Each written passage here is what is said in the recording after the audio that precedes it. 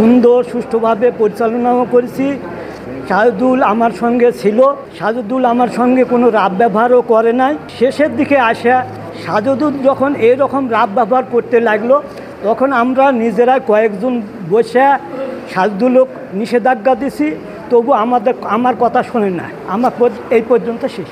এখন পর্যন্ত এ সমস্ত ভিত্তিহীন। আমরা সুন্দরভাবে আমাদের দায়িত্ব পালন করে থাকি এবং যারা দলিল করতে আসেন তাদেরকে আমরা সেবা দান করি এবং আমরা গভর্নমেন্ট নির্ধারিত অনুযায়ী, অর্থাৎ আমাদের নীতি আইন অনুযায়ী, রেজিস্ট্রেশন আইন অনুযায়ী লেখনী যা সেটুকুই গ্রহণ করি এবং সুন্দরভাবে কাজটা পার করে তাদেরকে আমরা বিদায় করি, সংরক্ষণ করি তাদের রসিদ 3-4 বছর পর্যন্ত এবং পরবর্তীতে আমরা সে দলিলটা ডেলিভারি পর্যন্ত তাদেরকে দেই, কোনো কথা হয় না। কিন্তু এই যে বর্তমানে শামসুল আলম সাহেব যে উক্তিগুলো করেছেন, এ উক্তি সম্পূর্ণ ভিত্তিহীন এবং মিথ্যা, এটাই আমি মনে করি।